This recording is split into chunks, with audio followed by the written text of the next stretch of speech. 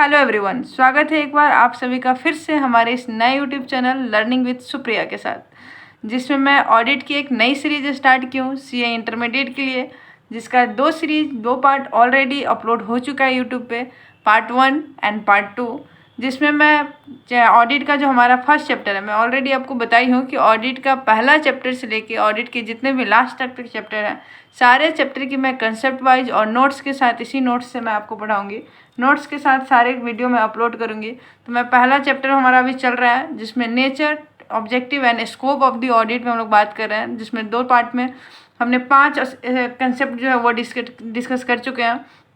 पहला meaning and objective of the meaning and definition of the audit क्या था, दूसरा ऑब्जेक्टिव क्या है ऑडिट का, एस्पेक्ट्स क्या है ऑडिट का, और स्कोप क्या है ऑडिट का। इन सारे चीज़ों पे हमने ऑलरेडी डिस्कस कर लिया है। साथ ही ऑडिट के टाइप्स कितने तरह के होते हैं, इस पर भी बात हो चुका है। तो अगर आपको उसको देखना है तो हमारे पहले वीडियो को देख ले, उसके बाद इसको स्टार्ट करें। तो आज मैं जो ये कर रही हूँ कि ये सारी बातें अगर हो गई, डिफिनीशन पढ़ लिए हम, ऑब्जेक्टिव पढ़ लिए हम, स्कोप पढ़ लिए, एस्पेक्ट्स पढ़ लिए, इतने सारे चीज़ ऑडिट का पढ़ लिए। अब ये तो बता दो कि ऑडिट करने से फ़ायदा क्या होगा, एडवांटेज क्या है, क्या इसका क्या फ़ायदा है, ऑडिट करके क्या फ़ायदा होगा। तो चलिए हम इस कंसेप्ट पे आज बात करते हैं कि ऑडिट की एडवांटेज क्या होती है। तो ऑडिट सबसे पहला एडवांटेज ऑडिट का ये हो गया है कि audit it is a safeguard the financial interest of the person who are not associated with the management of the entity. It is safeguard the financial interest of the person who are not associated with the management of the entity. इसका मतलब ये हुआ कि audit सबसे पहले वैसे लोगों के लिए सेफ गार्ड का काम करती है जो डायरेक्टली या इनडायरेक्टली मैनेजमेंट से एसोसिएट नहीं होती। मैनेजमेंट से एसोसिएट मतलब जुड़ा हुआ नहीं होता, वो मैनेजमेंट का पार्ट नहीं होता। जैसे कि शेयर होल्डर्स हो गए, कस्टमर्स हो गए, क्रेडिटर्स हो गए, डेटर्स हो गए, इन सारे चीज़ के लिए सेफ गार्ड इन द सुरक्षात्मक कवच का नाम आप बोल सकते हैं कि सुरक्षा के लिए काम करती है, जो सुरक्षात्मक कवच के रूप में काम करती है एक ऑडिट। कि जैसे कि शेयर होल्डर्स है, आप उसको इसमें इन्वेस्ट करना है आपकी कंपनी में, तो अगर उसका ऑडिट किया हुआ है तो ऑडिट के बेस पे एक रीजनेबल एश्योरेंस उसको मिल जाता है कि हाँ ये कंपनी अच्छी है, इसकी फाइनेंशियल पोजीशन अच्छी है, तो मैं इसमें इन्वेस्ट कर सकता हूँ। तो ये एक तरह से सेफ गार्ड का काम करेगा, उसके फाइनेंशियल रिस्क को कम करेगा। तो it is a safeguard the financial interest of the person. Financial interest, ध्यान रखिएगा, फाइनेंशियल इंटरेस्ट की बात करें, financial interest of the person who are not associated with the management of the entity, पहला ऑडिट के advantage. दूसरा, it act as a moral check of the employee. Yes, employee की moral check भी हो जाती है। आप जब ऑडिट करवाते हो तो एम्प्लॉय की मोरल चेक मतलब नैतिकता। अब जब ऑडिट करते हो तो कुछ एम्प्लॉय ऐसे तो नहीं है कि आपका जो रॉ मटेरियल वगैरह है उसकी आपकी चोरी हो रही है एम्प्लॉय के द्वारा, आपका फिनिश गुड्स से आपके एम्प्लॉय के द्वारा चोरी हो रहा है, कैश काउंटर से कैश गायब हो जा रहे हैं। तो जब ऑडिट करवाते हैं तो इन सारी चीज़ों का भी पता चलता है कि ऑडिट के दौरान कि कोई ऐसा एम्प्लॉय तो नहीं है जो हमारे कंपनी में ही कहते हैं ना रक्षक ही भक्षक बन गया। तो कोई ऐसा एम्प्लॉय तो नहीं है जो कंपनी का रॉ मटेरियल, फिनिश गुड्स है, कोई एसेट्स ही ऐसा जिसको चुरा के ले गया, ऑफिस के लिए आया हुआ है चीज़ उसको घर के पर्सनल यूज के लिए लेके चला गया। तो ये ऑडिट के दौरान इस चीज़ का भी पता चल जाता है कि एज ए कोई ऐसा एम्प्लॉय तो नहीं है जो act as a moral check हो जाता है, जिसका वो गलत कार्य कर रहा है, कोई चोरी वगैरह करके ले जा रहा है। तो वही बोल रहा है कि act as a moral check of the employee. Audit जो है वो act as a moral check of the employee का भी काम करता है।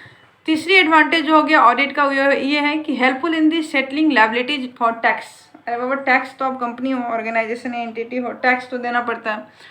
तो टैक्स की लायबिलिटीज को सेट करते समय भी जो गवर्नमेंट होती है ऑडिट पे रिलायबल होती है, ऑडिट पे विश्वास करती है। तो ये हेल्पफुल होता है settling of liability of the tax के लायबिलिटीज को सेट करने में भी ऑडिट हेल्पफुल होता है। चौथी जो है इसकी एडवांटेज है वो ये है कि useful for settling the trade dispute. अब बिजनेस है, इतना बड़ा ऑर्गेनाइजेशन है, अब एंटिटी है, तो कभी ना कभी कोई ट्रेड डिस्प्यूट हो गया, आप जिसको खरीद रहे हैं, माल खरीद रहे हैं, जिससे जो कॉन्ट्रैक्ट है उसके साथ कोई डिस्प्यूट हो गया, आपके किसी कस्टमर के साथ कोई डिस्प्यूट हो गया, कोई शेयर होल्डर्स, कोई डिवेंचर होल्डर्स, किसी के साथ भी किसी तरह का ट्रेड बिजनेस से रिलेटेड कोई डिस्प्यूट हो जा रहा है, डिस्प्यूट इन द सेंस की आम बोलचाल की भाषा में कहें कि विवाद हो जा रहा है, तो वैसे विवाद को सॉल्व करने में भी ऑडिट एक काम करता है। वहाँ भी ऑडिट बहुत हेल्पफुल होता है। तो ये ऑडिट का एडवांटेज हो गया कि useful for settling trade dispute. पांचवें ऑडिट का जो एडवांटेज है वो ये भी हो सकता है कि help the detection of the wastage and losses. सबसे इम्पोर्टेंट ये देखो कि जब ऑडिट करवाते हो तो आपको इस चीज़ में भी मदद करता है कि कोई detection of wastage and losses तो नहीं, कोई मतलब कोई आपका इसके रॉ मटेरियल है या कोई फिनिश्ड गुड्स है, जब आप बनाते हो तो उस समय उसको बनाते समय कोई वेस्टेज तो नहीं हो रहा है, रॉ मटेरियल कहीं उतना तो नहीं ज़्यादा खरीद लिया जा रहा है जितनी की आवश्यकता नहीं है और वो स्टॉक में पड़ा हुआ है, वेस्ट हो रहा है। फिनिश गुड्स जो बना रहा है उस समय जितना का वेस्टेज होना चाहिए उससे कहीं ज़्यादा वेस्टेज तो नहीं हो रहा है। कोई एसेट्स वगैरह है जिसपे अगर सही से उसको मेंटेनेंस नहीं हो रहा है, सही से उसका फिजिकल वेरिफिकेशन करने जब गया तो पता चला एसेट्स सही से मेंटेनेंस नहीं है, एसेट्स को खुले में डाल दिया गया हुआ है। तो ये सारी चीज़ का भी पता चलता है कि helps in detection of wastage and losses. अगर कोई लॉसेज वगैरह हो रही है, वेस्टेज हो रहा है, तो वेस्टेज को भी ऑडिट रोकने में मदद करता है, हेल्प करता है। छठे ऑडिट का एडवांटेज जो है कि audit ascertain whether the necessary books of account and allied proper have been properly kept या नॉट। आप ये मदद करता है। ऑडिट का एडवांटेज ये भी है कि बुक्स ऑफ अकाउंट जो है वो सही से प्रॉपरली रखा हुआ है या नहीं हुआ है, क्योंकि ऐसे तो नहीं है कि कोई एंटिटी ऐसा है जो बुक्स ऑफ अकाउंट को ही फेंक दिया हुआ है, बुक्स ऑफ अकाउंट ही नहीं रखा हुआ है सही से। तो देखो कि बुक्स ऑफ अकाउंट सही से मेंटेन करके रखा है कि नहीं रखा है। तो ऑडिट की एक एडवांटेज ये भी हो जाती है कि बुक्स ऑफ अकाउंट प्रॉपरली ढंग से रखा हुआ रहता है ऑडिट की वजह से, ताकि सबको पता होता है कि हाँ ऑडिट होगा तो ये सारी चीज़ डॉक्यूमेंट की हमारी रिक्वायरमेंट होगी, तो जिसकी वजह से बुक्स ऑफ अकाउंट सारे मेंटेन रहते हैं प्रॉपरली। और सातवां एडवांटेज जब ये कह सकते हैं कि the settlement of account at the time of admission और डेट ऑफ द पार्टनरशिप। अगर कोई पार्टनरशिप का ऑडिट करवा रहे हैं तो कोई डिस्प्यूट वगैरह हो जाता है, सेटलमेंट करना पड़ता है जब पार्टनर का एडमिशन होता है या पार्टनर का डेथ हो जाता है, इसमें भी ऑडिट हेल्प करता है, settlement of account at the time of admission या डेट ऑफ द पार्टनर। और सबसे लास्ट और सबसे इम्पोर्टेंट, गवर्नमेंट में require audit and certified financial statement. Government जो होती है वो उसको हमेशा सर्टिफाइड रिक्वायर्ड होती है, ऑडिटेड सर्टिफाइड फाइनेंशियल स्टेटमेंट की। ऑडिट जो फाइनेंशियल स्टेटमेंट है वो जब तक सेटिस्फाइड नहीं होगा तब तक कोई लोन वगैरह भी नहीं मिलते हैं, तो इसलिए ऑडिट करना बहुत ही ज़रूरी होता है। इतने एडवांटेज से तो मुझे लगता है कि जो मैं आपको पढ़ाई थी ना कि ऑडिट दो तरह के होते हैं, टाइप्स ऑफ, एक वॉलेंट्री और मैंडेटरी होता है लॉ की तरह। तो जो वॉलेंट्री हो गए वो भी ऑडिट करवाने से नहीं हटेंगे, क्योंकि इतने सारे एडवांटेज ऑडिट का है। तो अगर लोन वगैरह भी लेना है तो ऑडिट करवाना पड़ता है और ऑडिट सेटिस्फाइड होता है। गवर्नमेंट भी इसी चीज़ को वैल्यू देती है कि आपके फाइनेंशियल स्टेटमेंट सेटिस्फाइड है कि नहीं है। तो ये हमारा ओवरऑल ऑब्जेक्टिव हो गया। पहला सेफगार्ड का काम करता है, दूसरा एम्प्लॉय का मोरल चेक हो जाता है, तीसरा लायबिलिटीज और टैक्स का लायबिलिटीज को सेट करता है, चौथा आपको ट्रेड डिस्प्यूट वगैरह उसको सेट करता है, पांचवा आपको वेस्टेज वगैरह है तो उसका रोकता है, डिटेक्शन करता है, पांचवा आपको, छठा आपको ये देखता है कि अगर नेसेसरी बुक्स ऑफ अकाउंट वगैरह है वो सही से प्रॉपर्ली केप्ट है कि नहीं है, सातवां आपको ये देखता है कि सेटलमेंट ऑफ द एडमिशन और डेथ ऑफ द पार्टनर्स के समय, एडमिशन के समय सेटलमेंट करता है अकाउंट का, और आठवां सबसे इंपॉर्टेंट, गवर्नमेंट का हमेशा रिक्वायर होता है फाइनेंशियल सर्टिफिकेट ऑडिटेड होता है, जो होना चाहिए। तो इस चीज़ की भी वो इसके लिए भी ऑडिट जरूरी है। अब हम ऑडिट का एडवांटेज तो पढ़ लिए, इसके साथ ही ऑडिट के लिए इनहेरेंट लिमिटेशन होता है। हम कहते हैं ना कि हम क्या कहते हैं, स्टैंडर्ड ऑफ ऑडिटिंग बोलता है कि the auditor is not expected to and can not reduce audit risk to zero and can not therefore obtain absolute assurance that the financial statement are free from material misstatement. मतलब एक auditor है कभी भी आपको absolute assurance नहीं दे सकता है कि फाइनेंशियल स्टेटमेंट पूरा fully free from material misstatement से फ्री है, क्योंकि ऑडिट की भी कुछ इनहेरेंट लिमिटेशन होती है। हर चीज़ की एक सीमाएं होती है, हर चीज़ की कुछ क्वालिटी होती है, तो उसकी लिमिटेशन भी होती है। उसी तरह ऑडिट की भी लिमिटेशन है, जिसकी वजह से कभी भी 100% एब्सोल्यूट एश्योरेंस नहीं दे सकता। हाँ, इसको कम रिड्यूस जरूर किया जा सकता है रिस्क ऑफ मटेरियल मिसस्टेटमेंट को, बट इसको जीरो कभी नहीं किया जा सकता है। तो अब हम देख लेते हैं कि इसके इनहेरेंट लिमिटेशन क्या क्या है जिसकी वजह से हम एब्सोल्यूट इंश्योरेंस नहीं दे सकते हैं। सबसे पहला इनहेरेंट लिमिटेशन में ये आता है कि the nature of the financial reporting. Financial reporting का जो नेचर होता है वो एक्चुअली जो होता है मैनेजमेंट के द्वारा डिसीजन लिया जाता है। जैसे कि आपको नेचर ऑफ फाइनेंशियल रिपोर्टिंग में कैसे बता दूँ, जैसे डिप्रिसिएशन वगैरह का किस मेथड से डिप्रिसिएशन चार्ज करना है, आप स्ट्रेट लाइन मेथड से डिप्रिसिएशन चार्ज कर रहे हैं या फिर रिटर्न डाउन वैल्यू मेथड से कर रहे हैं, ये मैनेजमेंट के ऊपर डिपेंड करता है। अगर आप इन्वेंट्री जो मेंटेन कर रहे हैं वो लिफो मेथड से कर रहे हैं या फीफो मेथड से कर रहे हैं, ये भी मैनेजमेंट के ऊपर डिपेंड करता है। तो नेचर ऑफ फाइनेंशियल रिपोर्टिंग का जो फ्रेमवर्क होता है वो मैनेजमेंट पे डिपेंड करता है, ये भी एक इनहेरेंट लिमिटेशन की तरह ऑडिट का काम करता है। अब दूसरा जो इनहेरेंट लिमिटेशन है ऑडिट का, कि nature of audit procedures. Audit जो प्रोसीड्योर्स कहलाता है, ऑडिट प्रोसीड्योर्स मतलब nature of audit procedures. Audit procedure मतलब ऑडिट करने के जो तरीके होते हैं, जैसे कि एनालिटिकल एनालिसिस वगैरह करते हैं, पिछले साल की कंपेरिजन करते हैं फाइनेंशियल स्टेटमेंट का, तो ये रेशियो एनालिसिस की तरह से भी हम निकालते हैं, उसी को एनालिटिकल एनालिसिस भी कहते हैं। तो ये सारी चीज़ जो आप करते हैं उसके उस समय आपको कुछ लिमिटेशन देखने को मिलता है। जैसे कि पहला लिमिटेशन ऑडिट प्रोसीड्यूर्स के समय कि मैनेजमेंट और others may not provide intentionally और अनइंटेंशनली द कंप्लीट इन्फॉर्मेशन। इसका मतलब ये होगा कि मैनेजमेंट या तो इंटेंशनली मतलब कि जानबूझ के, या फिर अनइंटेंशनली मतलब कि बिना जानबूझ के, उसको जानबूझ के या बिना जानबूझ के आपको कंप्लीट इन्फॉर्मेशन प्रोवाइड नहीं कर रहा है, तो फिर आप ऑडिट कैसे करोगे।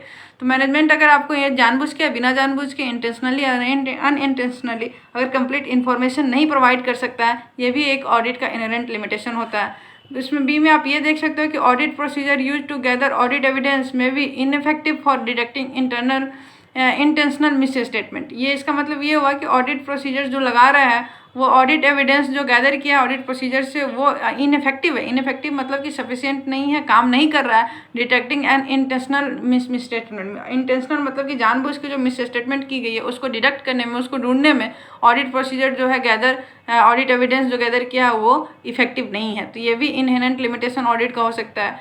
फिर सी में ऑडिट का इनहेरेंट लिमिटेशन में ये आता है कि an audit is not an official investigation into alleged wrongdoing. मतलब कि ऑडिट जो है एक ऑफिशियल इन्वेस्टिगेशन का काम नहीं कर सकता, क्योंकि ऑडिट को एक ऑफिशियल इन्वेस्टिगेशन के लिए ऑडिटर को नहीं दिया गया, ऑफिशियल इन्वेस्टिगेशन का पावर ऑडिट को नहीं दिया गया। जैसे कि सर्च वगैरह का पावर दिया जाता है इन्वेस्टिगेशन में, वैसे सर्च करने का पावर ऑडिटर को नहीं है।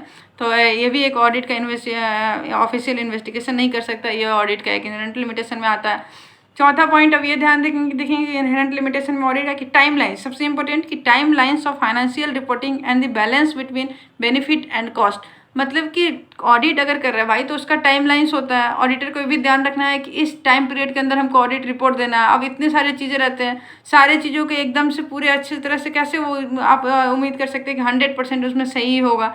तो वो अपना अलग अलग प्रोसीजर लगाता है, जैसे कि जिससे कि वो उस टाइम पीरियड के अंदर में ऑडिट को कंप्लीट कर सके।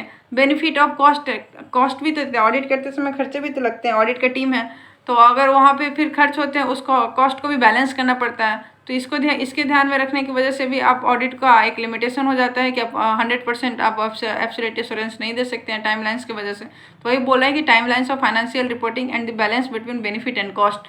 और चौथा कि other matter that effect the limitation of an audit. इसके अलावा कुछ और भी मैटर है जो ऑडिट की लिमिटेशन को बताता है, जैसे फ्रॉड। अब फ्रॉड किया गया हुआ, fraud particularly fraud involving senior management. अगर कोई ऐसा फ्रॉड है जिसमें सीनियर मैनेजमेंट ही इन्वॉल्व है तो ऐसे फ्रॉड को ढूंढना काफ़ी मुश्किल हो जाता है एज ऑडिटर के लिए, और काफ़ी कॉशन के तरीके काफ़ी सावधानी पूर्वक वो किया गया हुआ है। तो ऐसे फ्रॉड को ढूंढना जो सीनियर मैनेजमेंट है उसमें इन्वॉल्व हो गया, रक्षक ही भक्षक बन गया हुआ है, तो फिर आप एज ए ऑडिटर आप उसको ढूंढने में आपको बहुत परेशानी होगी। तो ये भी एक ऑडिट का लिमिटेशन हो गया। दूसरे उसी में अदर पॉइंट में वे भी आ गया कि the existence and completeness related party relationship. अब कोई ऐसा ट्रांजेक्शन है दिए जिसमें रिलेटेड पार्टी रिलेशनशिप है तो ऐसे जगह पे भी फ्रॉड होने के चांसेस हो सकते हैं। और ये भी एक ऑडिट का इनहेरेंट लिमिटेशन हो जा रहा है कि the existence and completeness of related party relationship हो जाता है। The occurrence of non compliance with the law and regulation. और सबसे लास्ट में ऑडिट का लिमिटेशन ये है कि ऐसा भी ऑकरेंस हो सकता है कि non compliance with the law and regulation. Law and regulation को अगर सही से फॉलो नहीं किया गया हुआ है तो ये भी ऑडिट की इनहेरेंट लिमिटेशन में आता है। तो बस आज के लिए इतना ही, 2 कॉन्सेप्ट काफ़ी है। कल हम फिर बात करेंगे आपको आगे कि रिलेशनशिप क्या होता है ऑडिट का विद अदर डिसिप्लिन्स के साथ, क्या रिलेशनशिप है, साथ साथ role of auditing and assurance standard board का रोल क्या है ऑडिटिंग में, ये सारी चीज़ों पे डिस्कस करेंगे। और भी आप कुछ ज़्यादा नहीं है, quality of auditor as auditor आपकी क्वालिटी क्या है, इथिकल रिक्वायरमेंट क्या है, ये सारे बातों पे आप मैं कल डिस्कस करूँगी। तो आज के लिए बस इतना ही, थैंक यू सो मच। अगर इस चैनल पर अगर नया है तो इस चैनल को सब्सक्राइब कर ले और लाइक कर लेंगे ताकि हम जो भी नए वीडियो इस पर अपलोड करेंगे ऑडिट से वो सारा आपको मिलते रहे। Thank you so much, thank you.